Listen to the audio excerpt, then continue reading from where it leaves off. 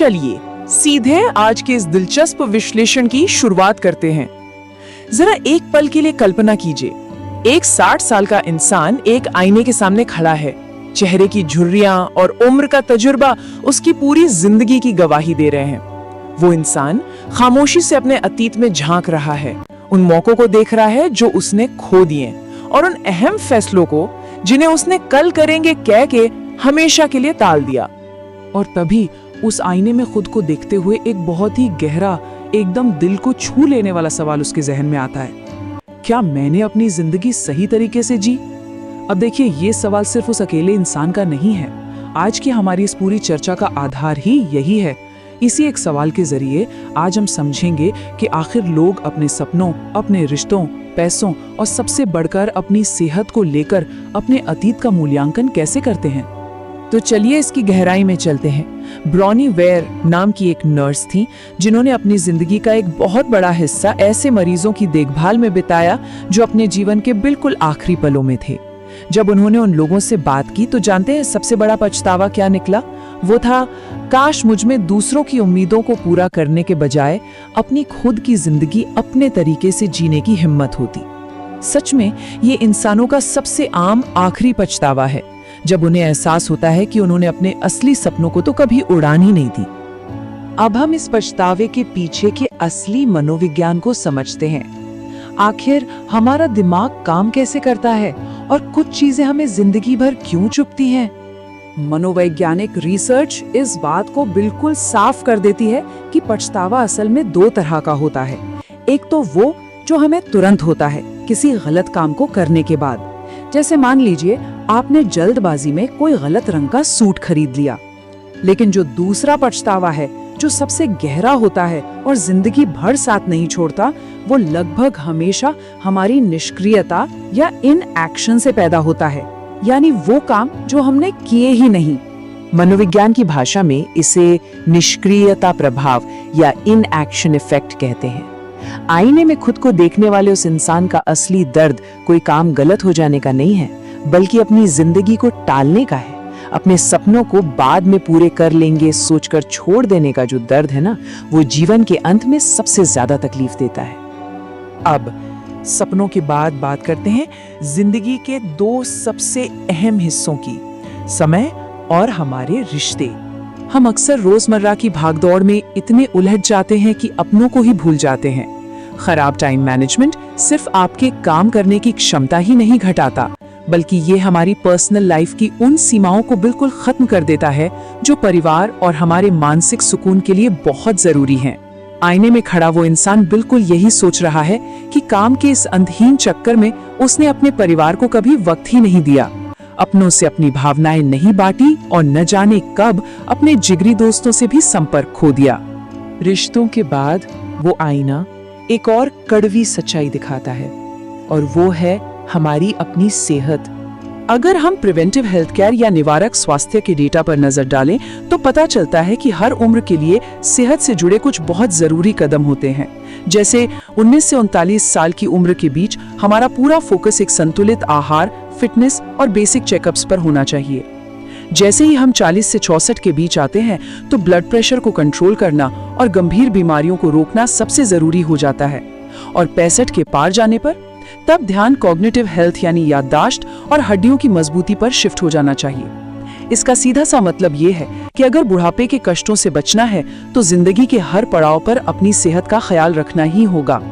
आईने में झांकता वो इंसान यही सोचकर पछता रहा है कि काश उसने समय रहते इन रूटीन चेकअप्स और सही खान-पान पर ध्यान दिया होता।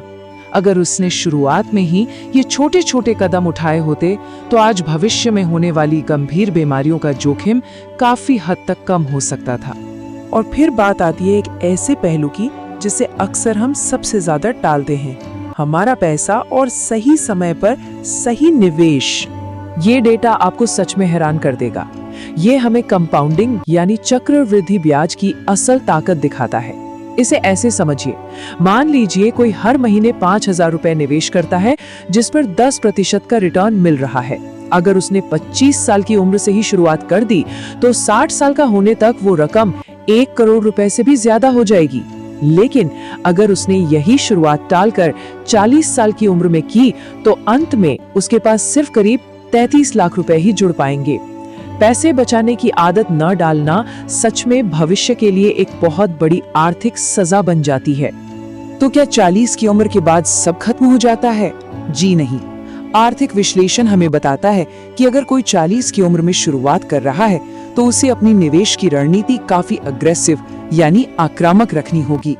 आदर्श रूप से उनका 55 से 60% हिस्सा इक्विटी में होना चाहिए।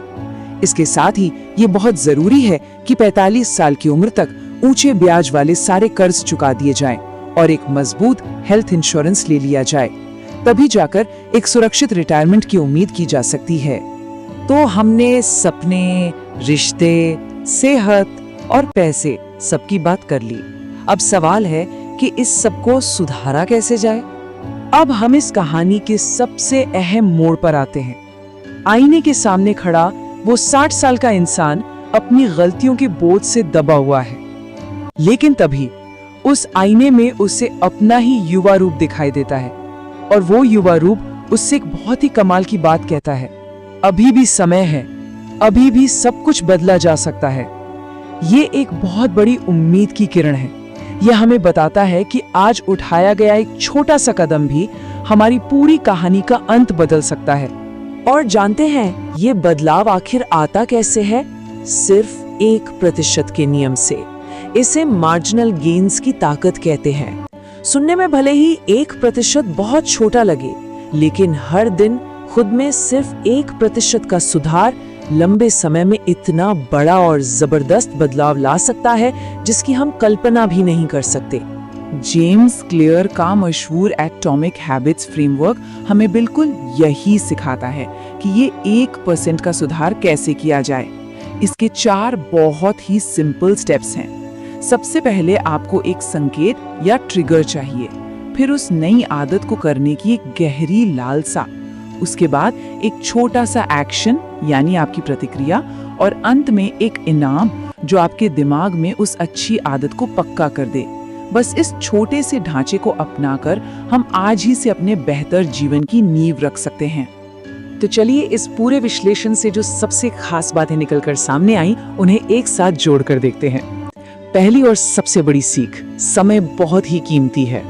दूसरी, सही फैसले कल पर नहीं टालने हैं, वो आज ही लेने हैं। तीसरी, अपनी जिंदगी और अपनी खुद की खुशियों को कभी भी टालना नहीं चाहिए। और आखिरी बात, हमारी आज की छोटी छोटी दैनिक आदतें ही हमारे आने वाले कल का भविष्य तय करती हैं। अब एक बहुत ही गहरे और सोचने वाले सवाल के साथ हम आज की अपनी इस चर्चा को खत्म करेंगे। जरा सोचिए, आज से कई साल बाद जब कोई इंसान 60 साल का होकर आईने के सामने खड़ा होगा तो वो आईना क्या दिखाएगा?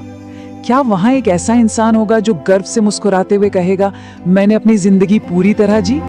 या फिर वहां सिर्फ पछतावा होगा? ये सुनिश्चित करने के लिए कि वहां सिर्फ और सिर्फ गर्व हो, वो एटॉमिक बदलाव हमें आज ही बल्कि अभी से शुरू करने होंगे। इस दिलचस्प चर्चा में हमारे साथ बने रहने के लिए बहुत बहुत शुक्रिया। सीखते रहिए और आगे बढ़ते रहिए। अगर हमारा वीडियो अच्छा लगा तो कृपया सब्सक्राइब करें और लाइक करें।